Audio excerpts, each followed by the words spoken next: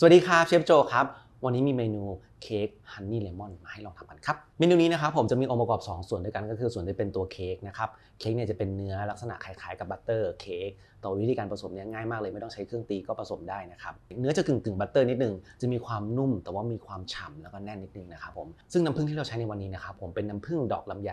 เกรดพรีเมียมเลยนะครับผมตาบีเลิฟตัวนี้เนี่ยเราจะใช้ในเค้กแล้วก็ใช้ในตัวของเลมอนเคิร์ดนะครับผมที่เราจะเอามาราดบนข้างหน้าซึ่งน้ำผึ้งกับเลมอนเนี่ยเข้ากันได้ดีมากๆเลยนะครับผมโดยเฉพาะน้ำผึ้งในการทำขนมเนี่ยถ้าเกิดว่าเราเลือกเป็นเกรดแบบพรีเมียมนะครับรับรองว่าเค้กตรงนี้เนี่ยมีความหอมแล้วก็อร่อยแน่นอน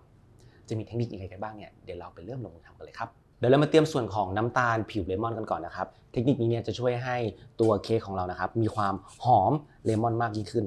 ก็คือเราจะฝนนะครับผมผิวเลมอนลงไปในน้ำตาลเลยน้ำตาลตรงนี้เนี่ยจะเป็นน้ำตาลในส่วนของเค้กแล้วก็ส่วนของเลมอนเคิร์ดด้วยนะครับเชฟก็จะทำทีเดียวนะ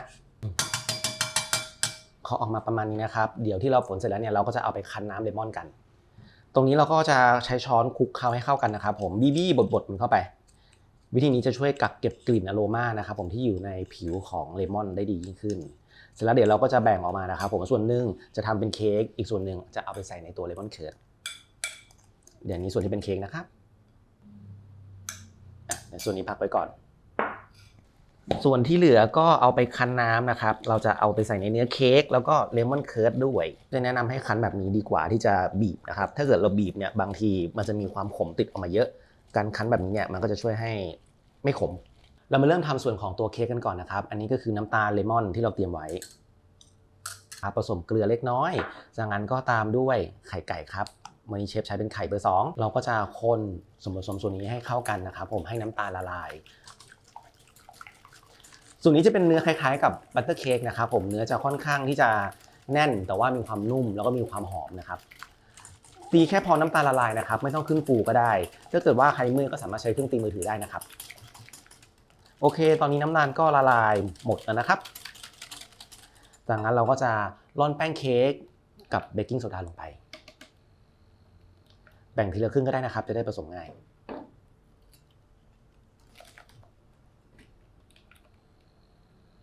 จากนั้นก็ผสมให้เข้ากันครับส่วนนี้จะทำค่อนข้างง่ายนะครับผมแล้วก็ได้เค้กที่มีความหอมแล้วก็มีความนุ่มด้วย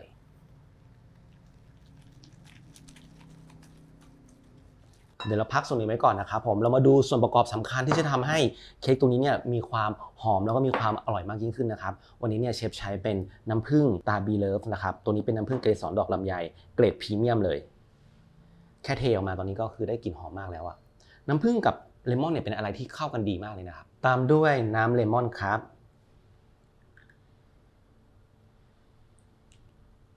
จากนั้นเนี่ยเราก็จะนำ2ส่วนนี้ผสมให้เข้ากันตอนนี้คือกลิ่นน้ำผึ้งนี่หอมเด่นขึ้นมาเลยนะครับรับรองว่าเค้กตัวนี้เนี่ยจะมีความเปรี้ยวแล้วก็ความหวานที่อร่อยกลมกล่อมลงตัวได้อย่างดีเลยคนพอเข้ากันก็พอนะครับจากนั้นตามด้วยเนยละลายอันนี้ก็เป็นเนยละลายที่พักไว้พออุ่นๆนะครับใส่ตามลงไปเลย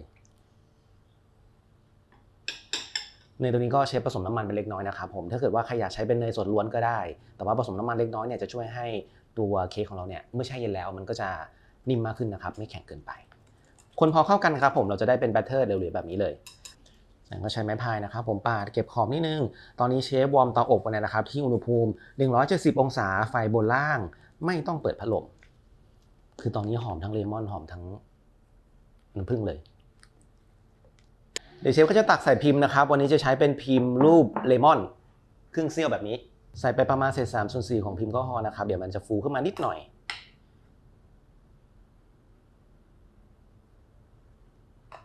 พิมพ์ตัวนี้ก็ไม่ต้องทาไขมันใดๆทั้งสิ้นนะครับเพราะว่าเขาจะไม่ติดพิมพ์อยู่แล้วถ้าเกิดว่าเราอบได้อย่างถูกต้องจากนั้นเนี่ยเดี๋ยวเชฟก็จะลองใส่ผ้าที่ชุบน้ำมันๆแบบนี้นะครับเทคนิคนี้เชฟชอบใช้เพราะว่ามันจะช่วยให้ขนมของเราเนี่ยมีความชุ่มฉ่ำมากขึ้นแล้วก็นำออกจากพิมพ์ได้ง่ายขึ้นนะครับนำเข้าอบนะครับผมที่ไฟบนล่างอุณหภูมิ170องศาไม่ต้องเปิดพัดลมใช้เวลาประมาณ 18-20 นาทีหรือว่าจนกว่าเค้กจะสุกนะครับอบเสร็จแล้วเรามาดูกันครับระหว่างที่เราอบเค้กให้สุกนะครับเรามาเตรียมส่วนของเลมอนเคิร์ดกันซึ่งส่วนประกอบสำคัญที่จะทำให้เมนูฮันนี่เลมอนเคิร์ดตัวนี้เนี่ยหอมอร่อยก็คือน้ำผึ้งดอกลำไยเกรดพรีเมียมตาบีเลิฟนะครับสามารถหาซื้อได้ที่ร้านค้าหยกอินเตอร์เทรดหรือช่องทางออนไลน์ www www.yokintertrade.co.th จากนั้นตามด้วยน้ำเลมอนผสมกันรอไว้เลยจากนั้นเราก็จะใส่ทุกอย่างลงหม้อนะครับผมยกเว้นเนยเริ่มจากไข่ก่อนน้ำตาลที่ผสมผิวเลมอนที่เราเตรียมไว้ตอนแรกคนผสมให้เข้ากันนะครับตอนนี้ยังไม่ต้องเปิดไฟพอส่วนผสมเริ่มเข้ากันดีแล้วเราก็จะใส่น้ำเลมอนกับน้ำผึ้งที่เราเตรียมไว้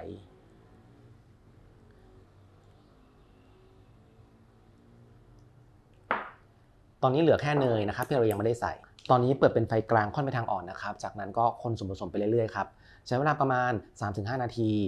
จนกว่าส่วนผสมจะเริ่มข้นนะครับตอนนี้ส่วนผสมเริ่มข้นแล้วก็เดือดแล้วนะครับเดี๋ยวเราจะปิดไฟได้เลยฟองอากาศยังไม่ต้องคิดมากนะครับเดี๋ยวเขาก็หายไปหลังจากที่เราใส่เนยนะส่วนผสมขึ้นแล้วเราก็ปิดไฟนะครับจากนั้นเราก็เปลี่ยนเป็นไม้พายคนส่วนผสมต่ออีกสักพักหนึ่งนะครับผมคนให้เขาคลายร้อนสักเล็กน้อยนะครับแล้วเราค่อยใส่เนยพออุณหภูมิเริ่มลดลงนะครับเราก็ใส่เนยที่เราเตรียมไว้ถ้าเกิดใช้เป็นเนยเค็มก็ไม่ต้องเติมเกลือนะครับแต่ถ้าเกิดใครใช้เป็นเนยจืดก็เติมเกลือสัก 1/4 ช้อนชาคนให้ส่วนผสมเข้ากันตอนนี้กลิ่นน้ำผึ้งหอมมากยิ่งเจอกลิ่นเนยนี่คือยิ่งหอมเลยเดี๋ยวส่วนผสมเย็นสนิทเขาก็จะข้นขึ้นนะครับแล้วก็จะเนียนขึ้นเองตอนนี้อาจจะดูฟองอากาศเยอะนิดนึงแต่ว่าไม่เป็นไรนะครับผมสักพักเดี๋ยวเขาก็หายไปเองตอนนี้เนยก็ละลายเกือบหมดแล้วนะครับเดี๋ยวเชฟจะเปลี่ยนภาชนะเป็นทรงเหยือกเพราะว่าเดี๋ยวเชฟจะราดแต่ว่าเราต้องพักส่วนผสมส่วนนี้ให้หายร้อนก่อนนะครับตอนนี้เขาจะดูค่อนข้างเหลวนะแต่เดี๋ยวพอเขาหายร้อนแล้วเขาจะข้นขึ้นเองครับแล้วก็จะเหมาะกับการราดโอเคครับเดี๋ยวเราพักส่วนนี้ก่อนนะครับผมให้เขาอุ่นๆก่อนแล้วเราค่อยมาราดกันตอนนี้ก็ครบ20 นาทีนะครับเดี๋ยวเชฟก็จะคว่ำเค้กออกมาทันทีเลยก็ค่อยๆคว่ำแล้วก็เขย่ามันออกมานะครับโอเคจากนั้นเนี่ยเดี๋ยวเราก็จะพักเค้กส่วนนี้เอาไว้ให้เย็นสนิทก่อนนะครับผมแล้วเราก็มาราดด้วยตัวเลมอนเคิร์ดที่เราเตรียมไว้กัน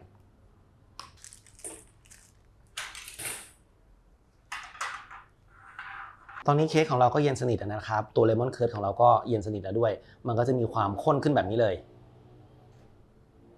ถ้าเกิดว่ามีฟองอากาศเยอะก็วนๆหนีนะครับวนๆแล้วก็เคาะบนผ้าเนาะเสร็จเราก็จะค่อยๆราดไปครับที่มันเหลือข้างนอกก็เก็บมาใช้ใหม่ได้นะราดให้ทั่วครับผมสูตรนี้ก็จะได้6ชิ้นพอดีนะครับ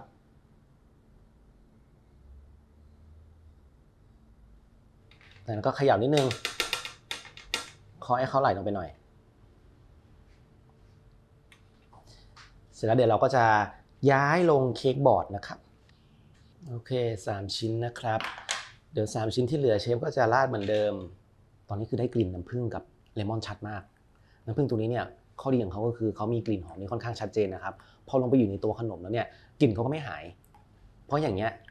กลิ่นเลมอนจะค่อนข้างชัดใช่ไหมครับแต่ถ้าเกิดว่าเราใช้น้ำผึ้งที่ไม่มีคุณภาพหรือว่าน้ำผึ้งปลอมอย่างเงี้ยมันก็จะไม่มีกลิ่นหอมของน้ำผึ้งเพราะฉะนั้นการเลือกวัตถุดิบในการทำขนมนะครับโดยเฉพาะน้ำผึ้งเนี่ยควรจะเลือกเป็นน้ำผึ้งแท้นะครับผมที่มีเกรดพรีเมียมเท่านั้นนะครับจะได้มีกลิ่นหอมแล้วก็อร่อยสุดท้ายนะครับผมเรามาตกแต่งเพิ่มเติมโดยใช้ใบส้มนะครับที่เขาเอาไว้เหมือนแต่งเค้กส้มนั่นแหละหรือใบแก้วก็ได้อันนี้คือแล้วแต่เราสะดวกทำนะครับผมหรือว่าไม่ต้องใส่ก็ได้ก็คือล้นๆอย่างนี้ก็ได้ก็น่ารักดีเราจะแปะไปข้างหน้าแบบนี้ก็เลยก็ได้ครับผมเราจะได้เห็นชัดหรือว่าถ้าเกิดว่าใบมันใหญ่หรือว่าอยากให้โชว์ผิวเยอะๆแล้วอยากให้มันมีสีเขียวเฉยๆเนี่ยเราก็แทรกไปที่ข้างๆเฉยๆก็พอครับให้มันเป็นเหมือนกับว่ามีสีเขียวเพิ่มมากขึ้นน่ะแทรกไปที่ข้างๆเฉยๆกับแปะด้านบนอันนี้ก็นักเรียนก็เลือกเอานะครับว่าจะใส่แบบไหนเราจะเอาโลโก้วางไปเลยก็ได้นะครับ1ชิ้น